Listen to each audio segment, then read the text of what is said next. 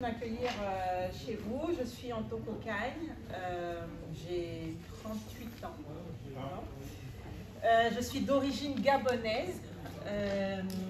Ça fait 18 ans que je suis en France maintenant. Je suis arrivée à l'âge de 20 ans. Je suis née en France pendant que mes parents étaient étudiants. Et puis après, ils sont rentrés définitivement au Gabon. Et puis j'ai grandi au Gabon. J'ai fait toute ma scolarité là-bas et je suis arrivée en France après le baccalauréat parce que mon rêve au départ c'était de pouvoir intégrer une école de cuisine et surtout pouvoir avoir toutes les techniques de cuisine parce que moi le seul grand cuisinier que je connaissais à l'époque c'était Paul Bocuse, de pouvoir connaître toutes les techniques de cuisine française et rentrer au Gabon pour pouvoir retravailler la cuisine gabonaise avec les techniques que j'avais appris en France. Donc comme j'avais un bac général, c'est un bac en sciences éco, donc j'ai commencé, j'ai fait une mise à niveau au lycée hôtelier de Grenoble. D'ailleurs mon premier hiver, je m'en rappellerai encore, c'était moins 10 degrés. Donc lycée hôtelier de Grenoble, après la mise à niveau, j'ai fait un BTS, option B, à l'époque ça s'appelait option B, art culinaire, art de la table et du service. Et puis après le BTS, j'ai fait une licence professionnelle, direction des unités de restauration, où pendant un an, en fait, vous voyez toute la gestion d'un restaurant. Et en plus, c'était une licence professionnelle que je faisais en alternance. Et durant mon parcours, en fait, j'ai découvert l'univers de l'événementiel. Donc après la licence, je suis montée à Paris, où j'ai intégré l'école Grégoire Ferrandi pour préparer un bachelor restaurateur, option traiteur, organisateur de réception. En fait, c'est un diplôme où vous voyez en 2 ans tous les métiers du traiteur, que ce soit cuisinier, pâtissier, la logistique, la décoration florale et le côté commercial. Et ce qui était bien à l'époque avec Ferrandi, c'est qu'à la fin de nos études, ils nous proposaient de faire un échange universitaire. Donc ça m'a permis d'aller aux États-Unis pendant un an. D'abord parce que je voulais être bilingue et j'étais étonnée parce que dans ma classe il y avait beaucoup de gens qui ne voulaient pas aller aux États-Unis du tout, alors que c'était tout frais payé, nourri, logé pendant un an, parce qu'ils trouvaient que aux États-Unis on mange mal et tout ça. Et donc moi j'ai dit je pars aux États-Unis. Donc pendant un an, donc un semestre on était à l'université à Johnson & Wales University. Et puis, pendant 6 mois, on a travaillé dans un hôtel Hilton en Caroline du Sud comme chef de partie. Et puis, donc en 2009, je suis revenue en France après les États-Unis. Et puis, comme j'avais fait le tour, parce qu'entre-temps, j'avais travaillé pour des meilleurs ouvriers de France, j'avais travaillé dans des 4 étoiles, j'avais travaillé dans des 5 étoiles. Je me suis dit, j'ai fait le tour, je rentre au Gabon, parce que le projet, c'était de rentrer après, de faire comme mes parents. Et quand je suis rentrée, ça a été un peu la douche froide, parce que malgré mes diplômes, malgré mon expérience, j'ai pas réussi à trouver de travail, parce que dans la mentalité encore à cette époque-là, en 2010, une femme, ça reste à la maison cuisiner, quoi. Donc je ne pouvais pas prétendre même à un poste de responsabilité dans un hôtel de la place. Je me suis dit, bon, c'est pas grave, je vais emprunter et puis ouvrir mon propre business. Mais les banques non plus ne prêtaient pas pour pouvoir ouvrir un restaurant. En tout cas, en Afrique, c'est difficile si vous voulez ouvrir un restaurant d'avoir un emprunt de la banque. Du coup, je suis revenue en France. Et j'ai commencé à travailler en France, donc j'ai fait différents traiteurs parisiens comme le nôtre, comme Potel et Chabot, Butard et Nesco, Sinclair. Et puis en 2014, j'ai eu mon premier fils. Et j'étais partagée en fait entre le fait d'être maman et de continuer à faire mon métier qui était la cuisine. Parce que quand il y a un problème à la crèche appelle d'abord la maman. Et donc c'était souvent votre enfant est malade, votre enfant a ceci, surtout quand ils sont tout petits. Donc j'avais ce partage-là et je me suis dit mais je n'ai pas envie de choisir parce que souvent quand on est une femme on nous demande de choisir. C'est soit la carrière, soit la famille et moi j'avais pas envie de choisir, je voulais les deux. Et donc, je me suis dit, je vais me lancer, le projet que j'avais pour le Gabon, ben, je vais le faire ici. Donc, je vais me lancer dans l'entrepreneuriat. Et c'est comme ça que je décide je m'arrange avec mon employeur qui me licencie. Et je décide de lancer mon projet ici. Et mon mari, à l'époque, me disait, ça ne va pas marcher. Cuisine africaine, personne ne connaît. Où est-ce que tu vas trouver les clients? On n'a pas d'argent, tu ne peux pas emprunter pour faire un restaurant parce qu'on a déjà emprunté pour acheter notre appartement. Et c'est comme ça qu'en fait, j'ai découvert le métier de chef à domicile, qu'on appelle aussi chef privé ou chef à demeure, qui aujourd'hui, on en parle beaucoup à cause des conditions sanitaires, mais à l'époque, donc c'était en 2014, c'était pas si connu que ça. Sachant que les plateformes avec lesquelles j'ai commencé à travailler, c'était un peu comme des Uber, c'est-à-dire vous avez une plateforme, vous avez différents chefs qui sont référencés par type de cuisine, et dans cette plateforme, il y avait tous les types de cuisine, sauf l'Afrique subsaharienne. Donc j'étais la seule sur à peu près 500 chefs à proposer. J'étais la seule sur 500 chefs à proposer en fait des prestations haut de gamme de cuisine africaine à domicile. Et c'est comme ça en fait que j'ai commencé en 2014. Et aujourd'hui, donc ça va faire l'entreprise officiellement a été ouverte en 2015, donc 5 ans après. Donc aujourd'hui, en plus de chef privé, parce que savoir chef privé, c'est quelqu'un qui fait le restaurant ailleurs que dans un restaurant. Donc ça peut être à la maison, ça peut être dans un lieu qui a été, des gens qui viennent en vacances, qui ont loué un appartement, que ce soit en Airbnb, et d'être leur chef pendant 1 semaine, 2 semaines.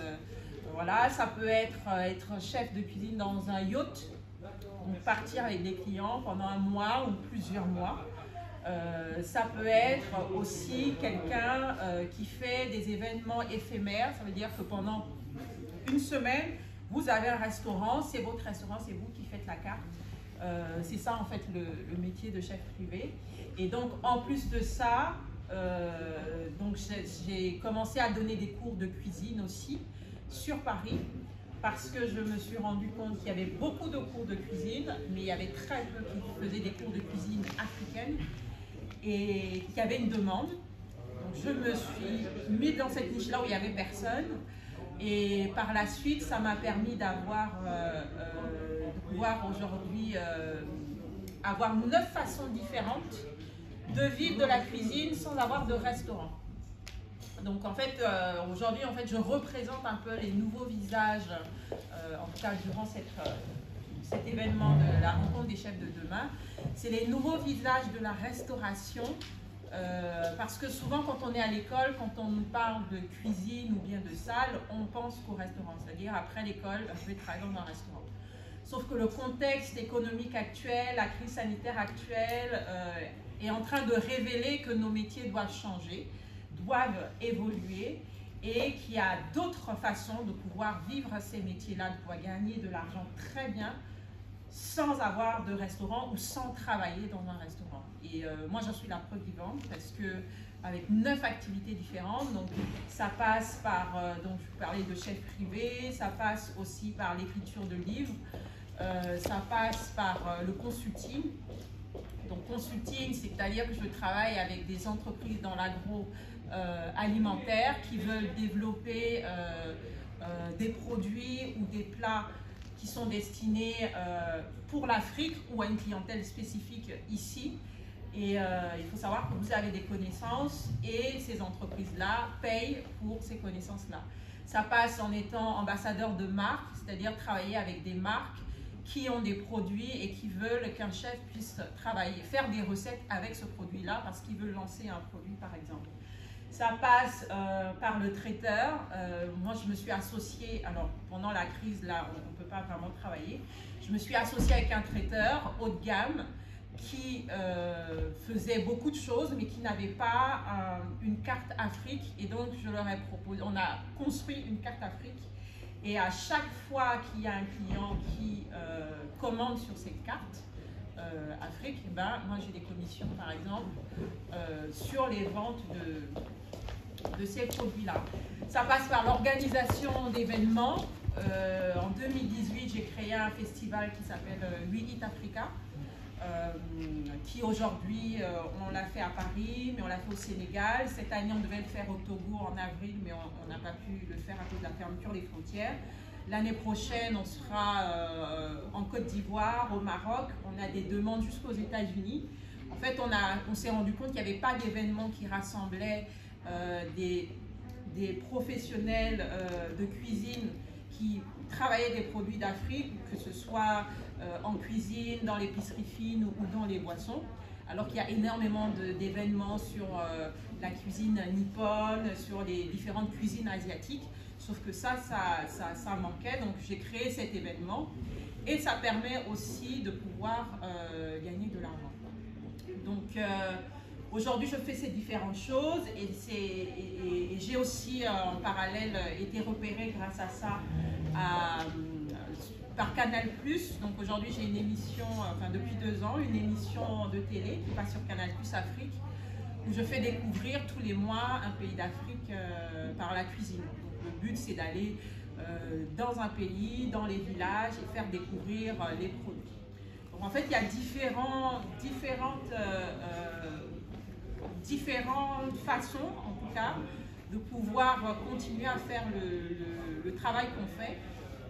Et ce qui est intéressant aujourd'hui, c'est que souvent les gens me demandent, vous n'avez pas envie d'avoir de restaurant? Et finalement, je me dis, bah non, parce qu'un restaurant, déjà dans ce contexte de crise, le fait de ne pas en avoir un, ça m'a sauvé quelque part.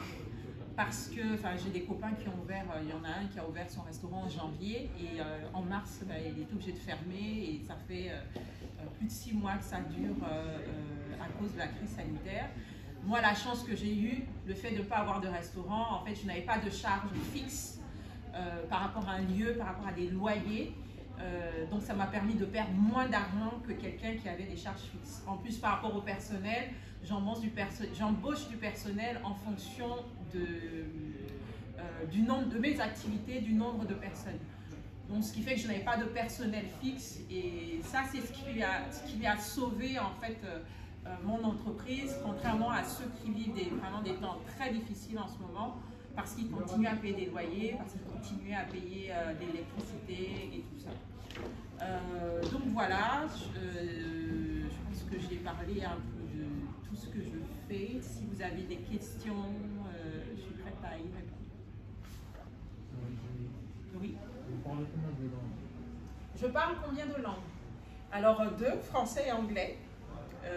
Donc français parce que le Gabon est une ancienne colonie française, donc c'est la langue nationale, et anglais. Après pendant mon séjour aux États-Unis, j'ai tout fait pour fuir les Français parce que mon but, je me suis dit, je n'ai qu'un an, donc il faut que je revienne en comprenant parfaitement l'anglais et en le parlant parfaitement, parce que je me suis dit que c'est quelque chose qui pourrait m'ouvrir des portes à l'international plus tard. D'autres questions? Oui. La transition entre cuisine dans le restaurant et cuisine du chef à domicile, elle n'est pas trop difficile à faire? Elle n'est pas trop compliquée? La transition entre cuisine traditionnelle et cuisine... entre cuisine dans les restaurants classiques et cuisine chez les gens ou événements où on prépare à l'avance, il y a plus de préparation. Est-ce qu'elle n'est pas trop difficile? Ça dépend en fait de votre profil. La chance que j'ai eue, moi, c'est d'avoir un profil aussi bien d'avoir les doubles formations, c'est-à-dire cuisinier, d'avoir cuisinier restaurateur et cuisinier traiteur, parce que c'est 2 métiers différents. Le cuisinier restaurateur, c'est quelqu'un qui cuisine dans un restaurant, il cuisine et il attend le client. Donc c'est-à-dire que les clients, il a cuisiné, il a produit avant que le client n'arrive. Alors que le cuisinier traiteur, il doit vendre avant de produire. Ça veut dire qu'il y a un côté commercial qu'il faut avoir pour donner envie aux gens de pouvoir commander chez vous. Contrairement aux cuisiniers restaurateurs où des fois juste l'odeur, vous avez le décor, il y a plein de choses comme ça qui peuvent les convaincre. Donc la chance que j'ai eue, c'est d'avoir les deux. Alors la difficulté dans l'activité, ça a été par trouver des clients. Parce que quand vous vous lancez, c'est bien, mais il faut trouver des clients. Alors, la chance que j'ai eue, c'est ce que j'expliquais au groupe précédent, c'est comme je travaillais déjà avant et que j'avais été licenciée, en me renseignant chez Pôle emploi, en allant au salon des entrepreneurs et tout ça, j'avais découvert qu'il y avait des aides en fait pour ceux qui lançaient leur entreprise et qui pouvaient percevoir leurs allocations chômage pendant 2 ans. Et ce qui leur permettait de ne pas se verser de salaire le temps que leur entreprise puisse trouver les clients et puisse être pérenne. Donc c'est ce que j'ai fait, j'ai pris cette aide-là et d'ailleurs j'ai bien fait parce que pendant 2 ans, je n'aurais jamais vraiment pu me verser de salaire parce qu'il faut d'abord se créer une clientèle, faire en sorte d'être connu et fidéliser la clientèle. Donc la transition, voilà, c'est cette période-là qui était un peu difficile. En plus, comme on n'a pas l'habitude de travailler chez les gens, moi j'habite pas loin de Versailles, donc au début, quand j'avais des clients qui étaient à Versailles, donc j'avais des cuisines de 25 mètres carrés, c'est top. Vous pouvez vous étaler, il y en a qui ont du Thermomix, qui ont des super appareils. Mais quand vous avez un client qui est sur Paris, au 6e étage, sans ascenseur, vous devez penser que il faut peut-être un chariot. Il faut donc, pendant ces 2 ans aussi, ça m'a permis de pouvoir savoir quel était le matériel qu'il fallait, comment il fallait s'organiser. Tout le monde n'a pas les mêmes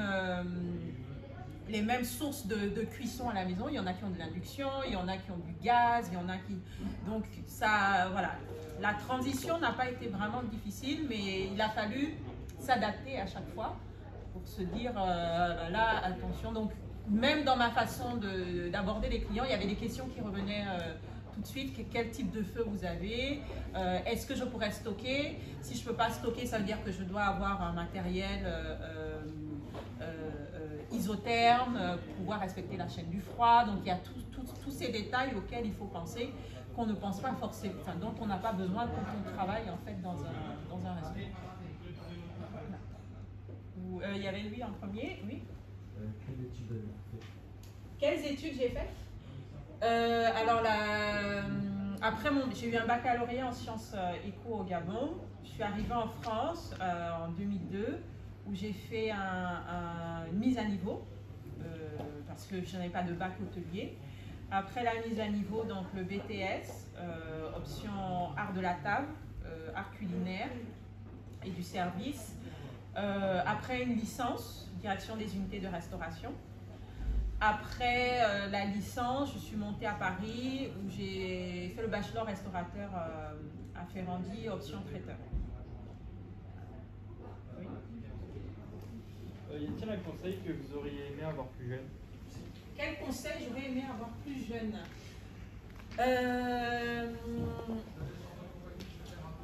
Quel conseil? C'était de... Alors le conseil que j'aurais aimé avoir plus jeune, c'est à un moment je me suis arrêtée parce que je trouvais que la cuisine c'était trop difficile pour une femme. Parce qu'à chaque fois on nous demande de choisir entre la carrière professionnelle, la vie de famille. Parce qu'en cuisine on travaille pendant les jours fériés, on travaille pendant les fêtes, parce qu'on travaille... Il y a un moment j'ai vu que les inconvénients et pas les avantages.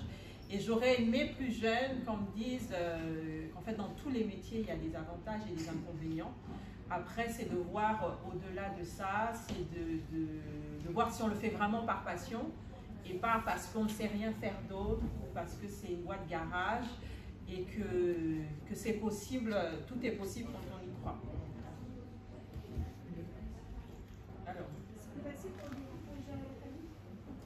est-ce que c'est facile pour gérer la famille aujourd'hui? Oui, parce que, en fait, comme je sais, alors là, cette année, je veux dire, 2020, ça ne compte pas, mais avant, j'avais mon planning 3 mois à l'avance. Donc, je sais, durant les 3 prochains mois, ce que je vais faire, quand est-ce que je voyage, quand est-ce que... Donc, du coup, c'est plus facile de s'organiser. Normalement, il n'y a pas de surprise. Sauf vraiment imprévu, normalement, il n'y a pas de surprise. Et ce qui a été aussi important, c'est d'avoir un conjoint qui est coopératif. C'est-à-dire, voilà, j'ai souvent ma mère qui me disait, mais qui garde le petit? Je dis, il a un père, qui garde. Et le fait d'avoir un conjoint coopératif aussi fait que vous partagez aussi les tâches. Donc, quand j'ai une prestation à domicile le soir ou le week-end, parce que c'est souvent le soir et les week-ends, Voilà, mais ça me laissait aussi les journées pour pouvoir les récupérer à l'école. Ils ne mangent pas à la cantine, on mange ensemble le midi. Ça me laisse aussi de pouvoir jongler avec ça. Donc lui, c'est plus facile parce que je peux mieux m'organiser. Oui. Est-ce qu'il y a quelqu'un qui a marqué votre vie? Est-ce qu'il y a quelqu'un qui a marqué ma vie? Alors je dirais c'est ma grand-mère, parce que c'est avec elle que j'ai appris à cuisiner. Faut savoir que je viens d'une culture où une femme, si elle doit être bonne à marier, elle doit savoir cuisiner. Donc dès l'âge de 8-9 ans, vous devez être en cuisine. Autant les garçons, on va dire c'est pas obligatoire, mais autant les jeunes filles, il fallait être en cuisine. Et les meilleurs moments pour moi, c'était avec la grand-mère, parce que c'est là c'est elle qui m'a donné l'amour du produit. Ce qui est dommage aujourd'hui, et notamment quand je fais des interventions en Afrique dans des écoles ou même pour des formations, c'est que souvent les gens ne s'intéressent pas aux produits.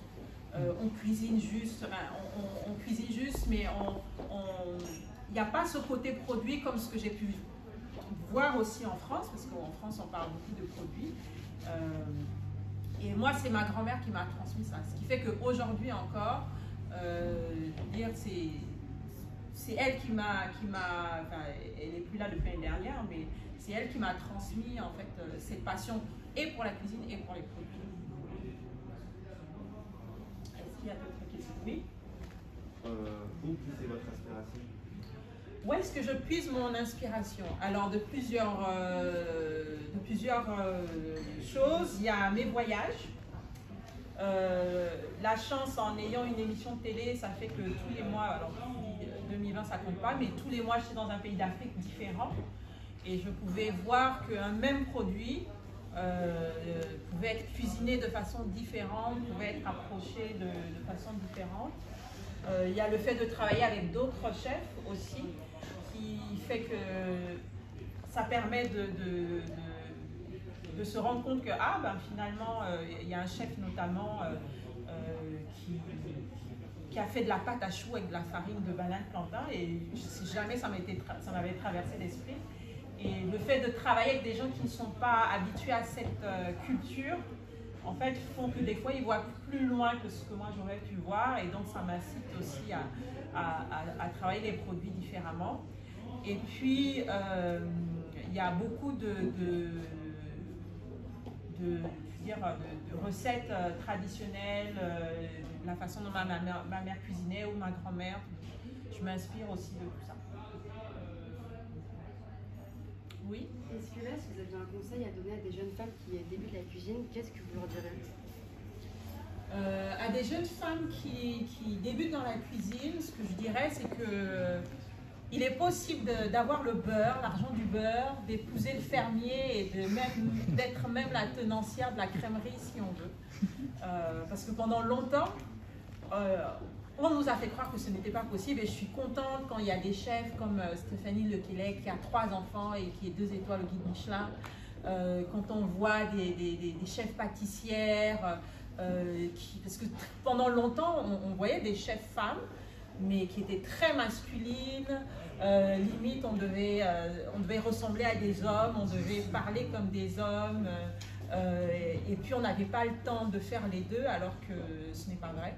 Aujourd'hui, on peut tout faire. Après, ça demande peut-être plus d'organisation, mais c'est possible. Donc, je dirais que on n'a pas d'excuses. On n'a pas d'excuses. Aujourd'hui, on est en 2020, les choses évoluent, et puis il y a tellement de façons différentes de pouvoir travailler. Par exemple, il y a le chef Jean-François Bury qui disait lui, il n'est pas ouvert tous les jours de la semaine. Donc, son restaurant, c'est tant de jours par semaine, et le reste du temps, il est avec sa famille. Donc, c'est possible aussi même de changer cette façon de s'organiser, parce que pendant longtemps aussi, on se sentait obligé d'ouvrir tous les jours de la semaine son restaurant. Donc ça, je le dis, alors parce qu'on parle beaucoup de cuisine, mais en salle aussi, c'est pareil. Moi, en fonction de mon activité, je travaille avec des personnes en salle. Donc, j'ai un maître d'hôtel, j'ai un sommelier, et des fois plusieurs maîtres d'hôtel qui travaillent avec moi. Donc il y a vraiment une étroite, que ce soit des femmes ou des hommes, on travaille vraiment en étroite collaboration. Et c'est pour ça. Aujourd'hui, je dirais que c'est un métier. Pendant longtemps, on avait l'impression que c'était un truc que d'hommes. Mais là où je me suis souvent le plus éclatée, c'était souvent avec des femmes, parce que je les trouvais plus créatives. Voilà. Oui. Comment ça se passe avec le Covid dans votre pays? Alors, comment ça se passe? Alors, ce que je disais tout à l'heure, c'est que j'ai eu la chance, contrairement à mes confrères qui ont des restaurants, j'ai eu la chance de ne pas en avoir un. D'ailleurs, il y a 2 ans, je commençais à réfléchir à avoir un lieu parce que souvent on est obnubilé par le fait d'avoir son restaurant. Et c'est lors d'une soirée networking, il y avait d'autres femmes, de femmes d'ailleurs, de femmes chefs, où il y en a une qui m'a dit surtout ne fais pas ça. Parce qu'à Paris, tu as la chance de pouvoir louer des cuisines en fonction de ton activité ou faire des restaurants éphémères. Donc, ne prends pas de restaurant. Et j'ai bien fait de l'écouter parce que avec le Covid, du coup, je n'ai pas de frais fixes comme là où les restaurateurs se plaignent beaucoup en ce moment, notamment par rapport à la fermeture. C'est de continuer à payer des loyers. C'est de continuer à payer des charges comme l'électricité, parce qu'il y a le matériel qui peut continuer à tourner. C'est continuer à payer certaines charges qui finalement sont très élevées, notamment les loyers. Et moi, je n'ai pas ce loyer-là à payer. Il y a de continuer à payer du personnel. Il y a certains qui diront qu'il y a des aides comme le chômage partiel, mais ça dépend des entreprises. Parce que quand vous êtes une nouvelle entreprise, beaucoup d'aides, c'était en fonction du chiffre d'affaires de l'année précédente. Mais si vous avez ouvert que cette année, donc vous n'avez pas de chiffre d'affaires de l'année précédente, donc du coup, ça fait que pour avoir certaines aides, c'est plus difficile. Et la chance que j'ai eue aussi, c'est après le premier confinement, les gens, comme ça faisait longtemps qu'ils n'étaient pas allés au restaurant, ça faisait longtemps qu'ils ne s'étaient pas vus. Mais en même temps, ils ne voulaient pas aller au restaurant parce que les restaurants n'étaient pas tout de suite ouverts et certains avaient peur. Donc, être chef privé, ça nous a beaucoup aidé parce qu'il y a eu énormément de demandes. Donc, il y a eu, ça nous a permis de rattraper le chiffre d'affaires de 2-3 mois. Là, ce deuxième confinement, malheureusement, on ne peut pas travailler parce qu'on nous a demandé d'être solidaires par rapport aux restaurateurs qui, eux, ne travaillent pas. Donc, on ne peut pas faire de prestations à domicile. Mais il y avait d'autres choses qui pouvaient être faites, par exemple donner des cours de cuisine en ligne, faire des lives sur les réseaux sociaux et tout ça pour toujours garder le lien. Il faut savoir que quand on est entrepreneur, il faut garder le lien avec sa clientèle. Et c'est ce que beaucoup de gens qui avaient des restaurants ont vu, c'est qu'il y avait des gens qui venaient, qui se portaient, des gens, mais une fois que tout est coupé, si vous n'êtes pas sur les réseaux, si vous n'avez pas une liste client, si vous manque tout ça, finalement, vous n'avez aucun moyen de pouvoir garder le lien avec vos clients pour dire je suis toujours là, voici ce que je fais, voici ce que je sors. Et il y a ce dicton en anglais qui dit money is in the list, c'est-à-dire que l'argent est dans la liste. Et dans la liste, c'est la liste de clients. Donc, et c'est la raison pour laquelle dans même les gros magasins, quand vous allez acheter des vêtements, on vous demande toujours est-ce que vous voulez la carte de fidélité? Si vous dites oui, la carte de fidélité, on demande votre adresse mail. Mais ils ne sont pas bêtes. L'adresse mail là, ça permet de toujours être en contact avec vous. Et on l'a vu pendant le confinement, j'ai jamais reçu autant de SMS et de mails de boutiques, de vêtements, de machin qui disaient 50% si vous achetez, 50%. Ils ont trouvé le moyen de pouvoir garder le contact, ce que les restaurateurs pendant longtemps n'ont pas fait parce qu'on était un peu reposé sur les acquis. C'est pour ça que ce genre de crise est intéressant pour pouvoir réfléchir et repenser en fait comment on fait pour toujours garder le lien avec sa clientèle, pour que si un jour il doit réavoir un truc comme ça, de pouvoir les contacter et dire on fait des promotions, on fait des livraisons, on fait ci, on fait ça, mais il y a toujours une interaction avec eux. Oui. Est-ce que vous aurez une anecdote? Est-ce que j'ai une anecdote par rapport à quoi? Jusqu'à votre Une petite aventure.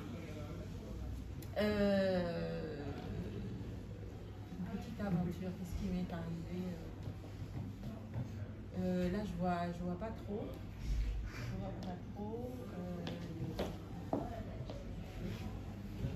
Ah oui, peut-être pendant mes voyages, parce que avec l'émission qu'on a avec Canal+, à chaque fois on va dans des villages, et au départ je suis reçue par une famille qui me fait découvrir un plat local, et à la fin du voyage je dois recuisiner un plat, ce plat local mais de façon gastronomique, et leur montrer une autre façon de cuisiner ce plat-là.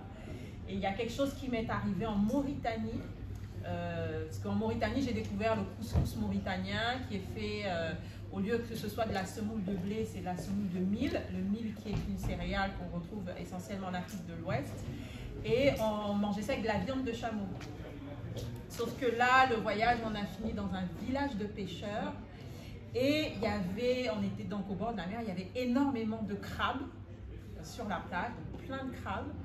Et je me suis dit, c'est génial, mon couscous, je vais faire un couscous de la mer. Et en plus, je vais utiliser les crabes pour faire comme une sauce armoricaine et tout ça. Donc, j'ai ramassé les crabes, les enfants m'ont aidé à prendre les crabes et j'ai fait la sauce avec. Sauf que personne dans le village n'a voulu manger mon couscous parce que j'avais utilisé des crabes. Et en fait, j'ai découvert qu'en Mauritanie, les crabes sont considérés comme des cafards. Et donc ils ne mangent pas les crabes, sauf que personne ne m'avait dit. Et je leur disais, mais non, vous pouvez goûter, moi d'où je viens, on mange les crabes, on mange les crevettes, mais en fait là-bas on n'en mange pas. Et c'est pour ça qu'il y en avait autant sur la plage en fait. Les enfants jouent avec, mais personne n'en mange. Et en fait ces voyages, je me suis rendu compte de la culture d'un pays à l'autre. Vous pouvez aimer quelque chose, et dans le pays d'à côté, en fait, c'est interdit de manger ça. Donc, personne n'a voulu manger mon plat parce que j'avais mis du crabe dedans. Voilà.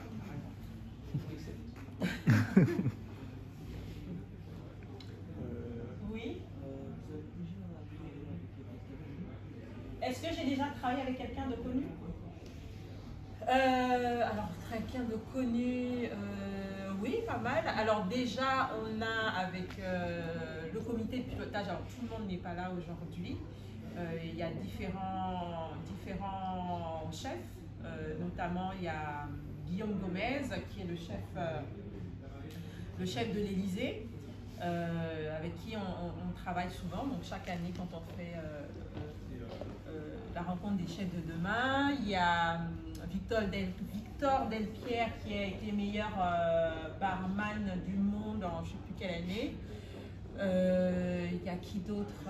Il y a Flora Mikula qui a été élu meilleur chef. Il y en a pas mal comme ça. Après, j'ai travaillé pour Eric Prat, qui aujourd'hui a 3 étoiles au guide Michelin, mais avant il n'avait pas 3 étoiles. Il était meilleur ouvrier de France. J'ai travaillé pour lui comme chef de parti.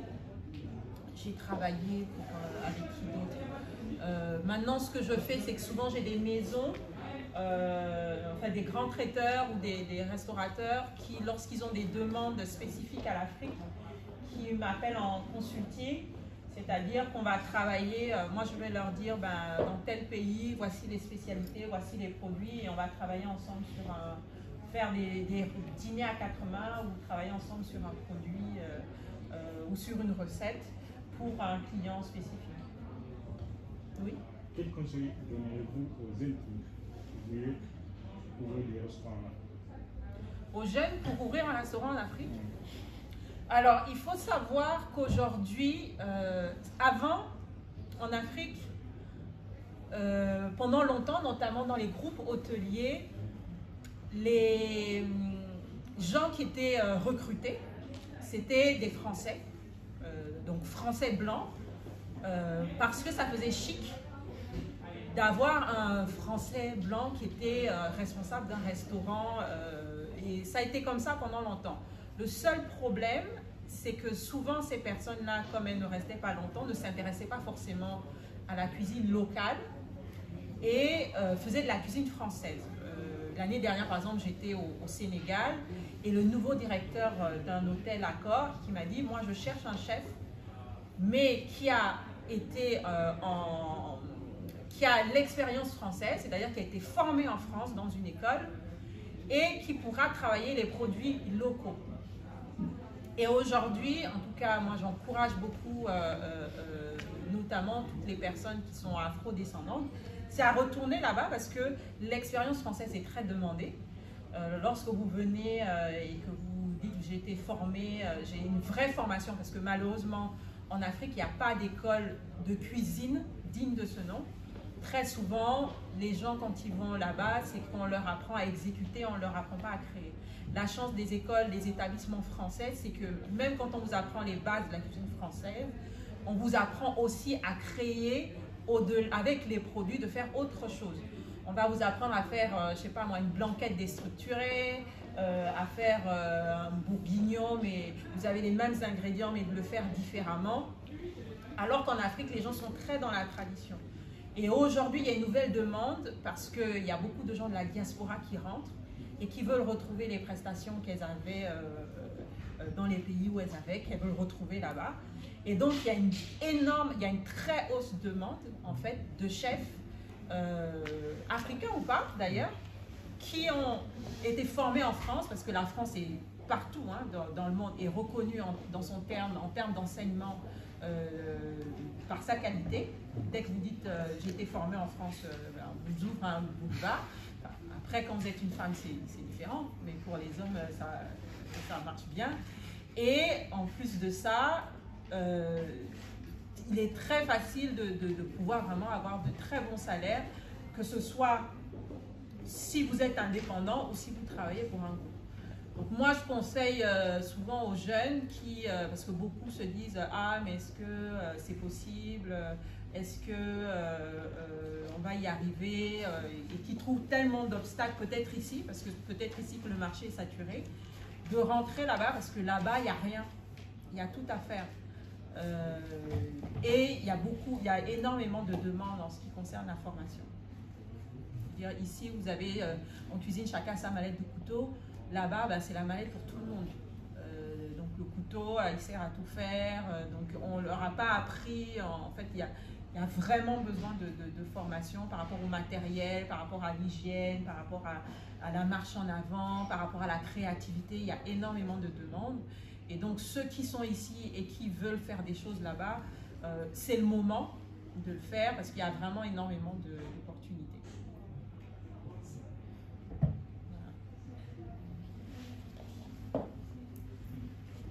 Oui. Vous trouvez des produits typiquement africains en France À Paris, non. À Paris, on dira que c'est le 56e pays d'Afrique, on dira presque. Parce qu'on peut tout trouver en termes d'épices.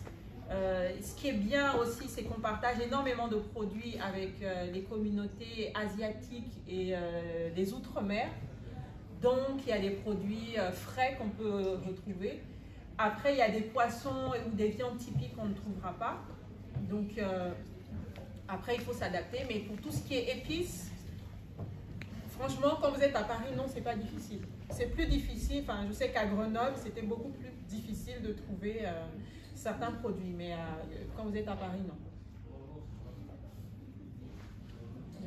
Est-ce que le talent et la passion suffisent pour faire carrière?